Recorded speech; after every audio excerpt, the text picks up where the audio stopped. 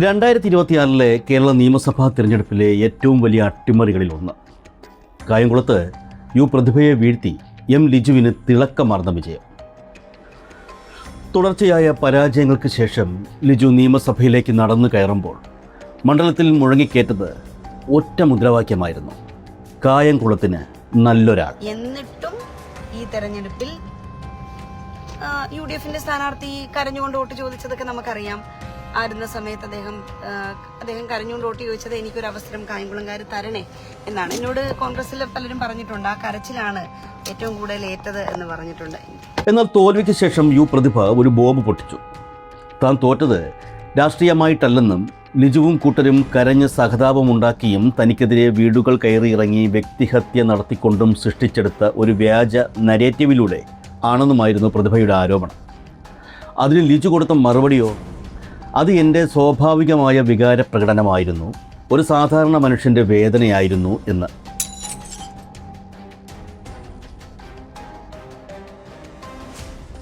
ലിജുവിൻ്റെ ആ കണ്ണീർ യഥാർത്ഥമായിരുന്നു. അതോ പ്രതിഭ പറഞ്ഞതുപോലെ കായംകുളത്തെ ജനങ്ങളെ ഒന്നടങ്കം വിഡ്ഢികളാക്കിയ ഒരു പക്കാ കോർപ്പറേറ്റ് PR വർക്കായിരുന്നു ഈ വിജയം? ആ ചോദ്യത്തിനുള്ള ഉത്തരം തേടി നമ്മൾ എങ്ങോട്ടും പോകേണ്ടതില്ല. കായംകുളത്ത് യഥാർത്ഥത്തിൽ എന്ത് സംഭവിച്ചു എന്ന് വ്യക്തമായി പരിശോധിക്കാൻ വഴിയുണ്ട്. അതിൻ്റെ ഉത്തരം PR ടീം തന്നെ അവരറിയാതെ പുറത്തുവിട്ടിട്ടുണ്ട്. ആ വീഡിയോകളിൽ തന്നെയുണ്ട് സത്യം ആർക്കൊപ്പമാണെന്നുള്ളത്.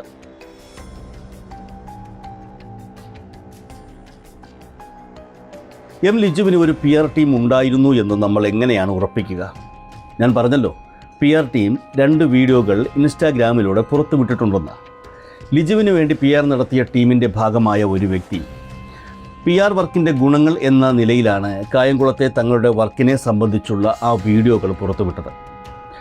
ആ വീഡിയോയിലെ ഈ ഭാഗമാണ് ലിജുവിന് ഒരു PR ടീം ഉണ്ടെന്ന് നമുക്ക് ഉറപ്പിക്കാൻ കഴിയുന്നത്. ഇത്തരത്തിലുള്ള പ്രശ്നങ്ങളൊക്കെ നേരിടുന്ന ഒരവസ്ഥയിൽ നിന്ന് 15,000-ൽ പരം വോട്ടിന്റെ ഭൂരിപക്ഷത്തിന് ലിജുവിന് നിയമസഭയിലേക്ക് നടന്നു കയറാനുള്ള ഒരു പരുവത്തിലേക്ക് നമ്മളുടെ ക്യാമ്പയിൻ വഴി കഴിഞ്ഞു. ശ്രദ്ധിച്ചോ, 15,000-ൽ പരം വോട്ടിന്റെ ഭൂരിപക്ഷത്തിന് ലിജു നിയമസഭയിലേക്ക് നടന്നു കയറിയത് നമ്മളുടെ ക്യാമ്പയിൻ വഴിയായിരുന്നു എന്ന് ഈ വ്യക്തി നെഞ്ചും വിരിച്ചു പറയുന്നു.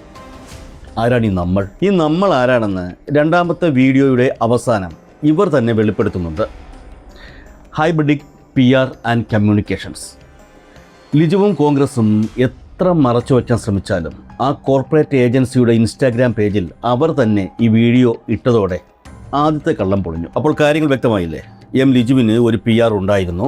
ആ ടീമിൻ്റെ പേര് ഹൈബ്രിഡിക് PR ആൻഡ് കമ്മ്യൂണിക്കേഷൻസ്.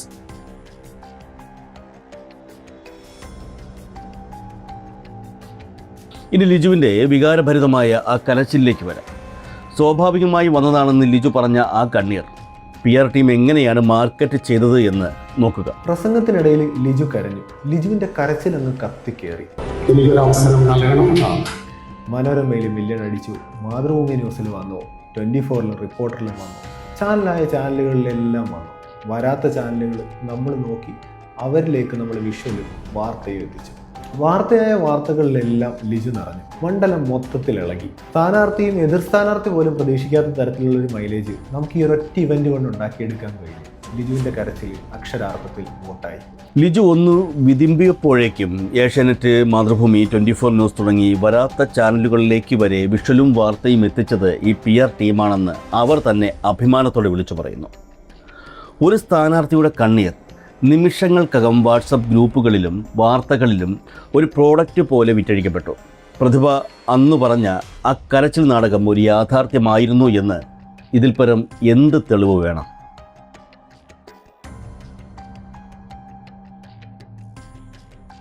ഇതിനിടയിൽ പ്രതിഭയെ ഒരു മോശം സ്ത്രീയായി ചിത്രീകരിക്കാൻ ബോധപൂർവമായ ശ്രമം നടന്നുവെന്നും പ്രതിഭ ആരോപിച്ചിരുന്നല്ലോ. UDF വേദിയിൽ വച്ച് ഒരു ലീഗ് നേതാവ് പ്രതിഭയെ അധിക്ഷേപിച്ചപ്പോൾ ലിജു ഉടൻ തന്നെ അത് തള്ളിപ്പറയുകയും അയാളെ സസ്പെൻഡ് ചെയ്യിപ്പിക്കുകയും ചെയ്തു. ജനങ്ങൾ കരുതിയത് എന്തൊരു മാന്യനായ സ്ഥാനാർത്ഥി എന്നാണ്, അല്ലേ?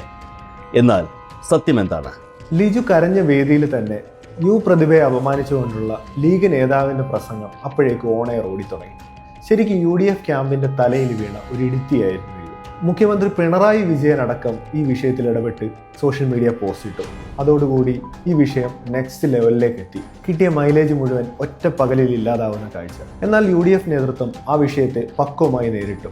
എം ലിജു ആ പരാമർശത്തെ വിമർശിച്ചുകൊണ്ട് തന്നെ തള്ളിക്കളഞ്ഞു. എൻ്റെ എതിർ സ്ഥാനാർത്ഥിക്കെതിരായി UDF നേതാവിൻ്റെ പരാമർശങ്ങൾ ഒട്ടും ശരിയായി തോന്നിയില്ല. UDF നേതൃത്വം ആ പരാമർശത്തെ എതിർത്ത് പ്രസ്താവന ഇറക്കി. സ്പോട്ടിൽ ലീഗ് അദ്ദേഹത്തെ സസ്പെൻഡ് ചെയ്തു. സ്പോട്ടിൽ സസ്പെൻഷൻ വന്നതോടെ ആ വാർത്തയുടെ ആയുസ് വിദഗ്ധമായി നമ്മൾ അവിടെ. ആ സസ്പെൻഷൻ ഒരു ധാർമ്മികതയുടെ പേരിലുമായിരുന്നില്ല, മറിച്ച് മുഖ്യമന്ത്രി പിണറായി വിജയൻ ഉൾപ്പെടെ വിഷയത്തിൽ ഇടപെടുമെന്നും തങ്ങൾ ഉണ്ടാക്കിയെടുത്ത മൈലേജ് നഷ്ടപ്പെടുമെന്നും കണ്ടപ്പോൾ PR ടീം നടത്തിയ കൃത്യമായ ഒരു ഡാമേജ് കൺട്രോൾ മാത്രമായിരുന്നു അത്.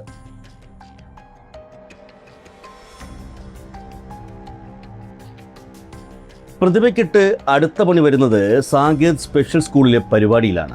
എന്നാൽ നഷ്ടമായ മൈലേജ് തിരിച്ചു പിടിക്കാൻ അത് മതിയായിരുന്നില്ല.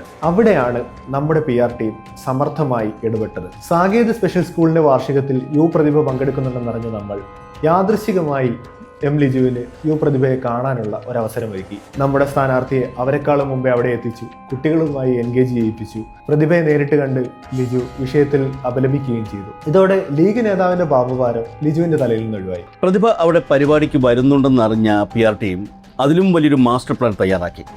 പ്രതിഭ എത്തുന്നതിന് മുൻപേ ലിജുവിനെ അവിടെ എത്തിച്ചു. കുട്ടികളുമായി ഇടപെടാൻ അവസരമൊരുക്കി. ക്യാമറകൾ റെഡിയാക്കി നിർത്തി. എന്നിട്ട് പ്രതിഭ വന്നപ്പോൾ വളരെ വിനയാന്വിതനായി അവരുടെ മുൻപിൽ പോയി നിന്നു. എന്തിനായിരുന്നു ഈ നാടകം? ആ ലീഗ് നേതാവ് ഉണ്ടാക്കി വച്ച സ്ത്രീ വിരുദ്ധ പാപക്കറ കഴുകിക്കളയാൻ. എത്ര കൃത്യമായ തിരക്കഥയാണെന്ന് മനസ്സിലായില്ലേ?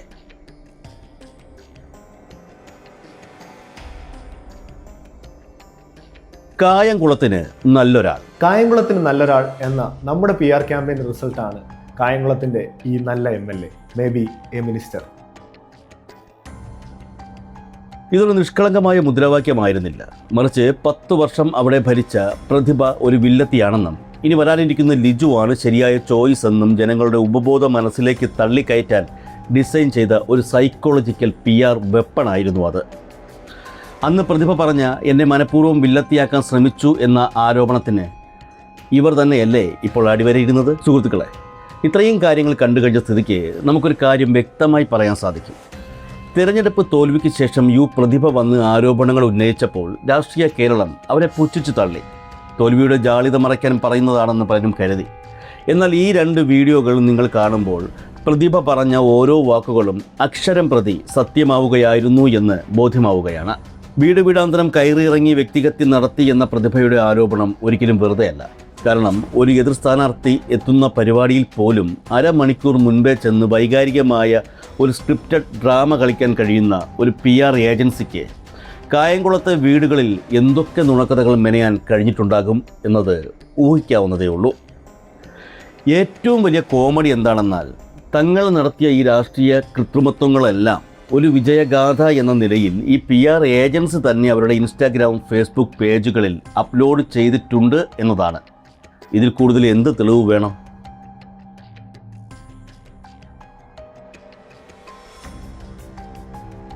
കായംകുളത്ത് ജയിച്ചത് എം ലിജു എന്ന രാഷ്ട്രീയക്കാരനല്ല, മറിച്ച് ക്യാമറ ആംഗിളുകളും എഡിറ്റിംഗ് ടേബിളുകളും മാർക്കറ്റിംഗ് തന്ത്രങ്ങളും ഉപയോഗിച്ച് ഹൈബ്രിഡിക് PR എന്ന ഏജൻസി തയ്യാറാക്കിയ ഒരു ബ്രില്യൻ്റ് സ്ക്രിപ്റ്റാണ്. ജനങ്ങളുടെ കണ്ണിൽ പൊടിയിട്ട ആ PR തന്ത്രത്തിന് മുന്നിൽ പ്രതിഭയുടെ സത്യങ്ങൾ അന്ന് തോറ്റുപോയി.